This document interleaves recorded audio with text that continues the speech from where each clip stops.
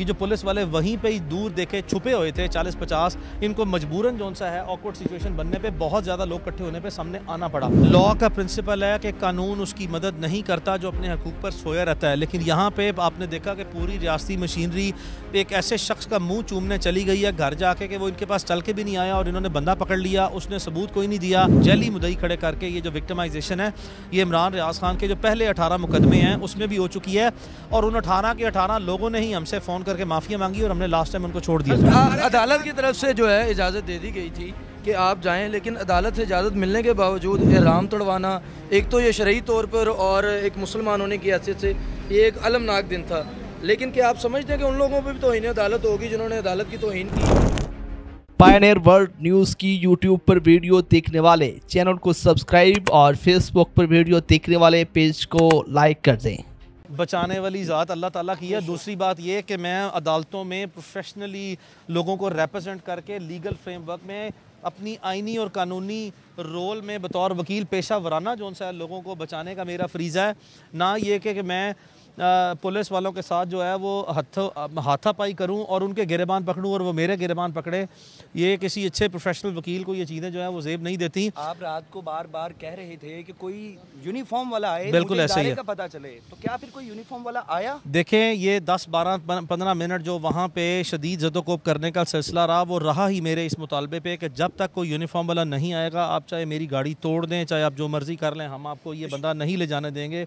Please let me finish.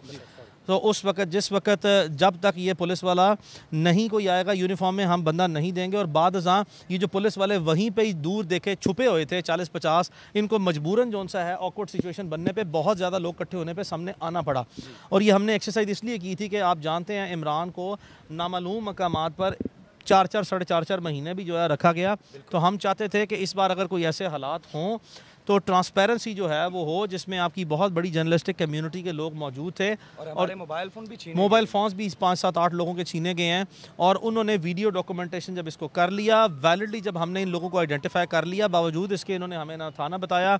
देखें, पकड़ा cantt police ने है और पेश हमें जो है वो किया गया यहाँ पे मॉल्टन कोर्ट्स में और मॉल्टन डिवीज़न की पुलिस में।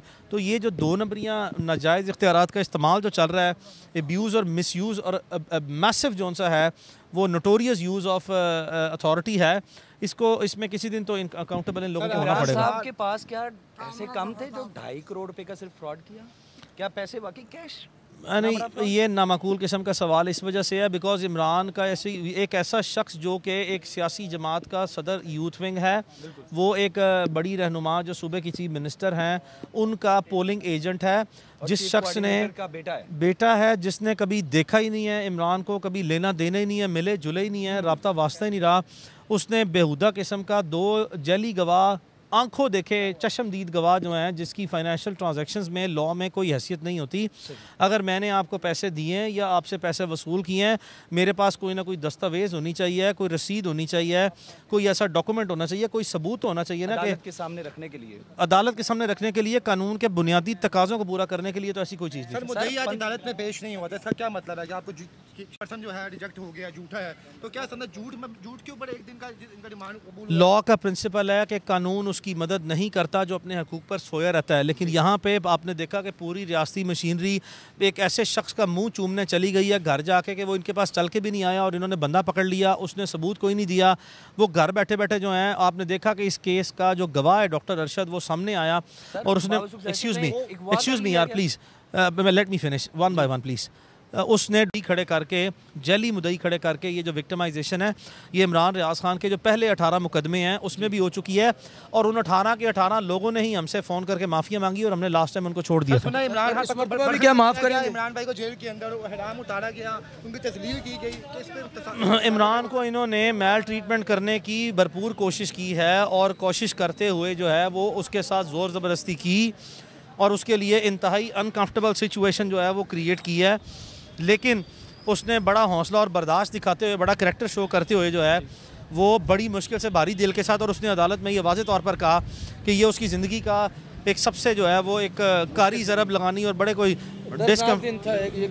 सर अदालत की तरफ से जो है इजाज़त दे दी गई थी कि आप जाएं, लेकिन अदालत से इजाज़त मिलने के बावजूद एहराम तोड़वाना, एक तो ये शरई तौर पर और एक मुसलमान होने की हैसियत से ये एक अलमनाक दिन था। लेकिन क्या आप समझते हैं कि उन लोगों पे भी तौहीन अदालत होगी जिन्होंने अदालत की तौहीन की है? हमने ऑलरेडी इस्लामाबाद हाई कोर्ट में कंटेम्प्ट ऑफ कोर्ट की पिटिशन जो है वो फ़ाइल कर दी है, जो सुबह लगी हुई है डिविजनल बेंच के पास, और लाजमी तौर पर उनके ख़िलाफ़ हम प्रोसीड करेंगे और उसमें किसी किस्म की हम जो है वो कोताही नहीं बरतेंगे और इनको हर सूरत जो है अपनी भरपूर कोशिश करेंगे कि इनको जवाबदेह होना पड़े।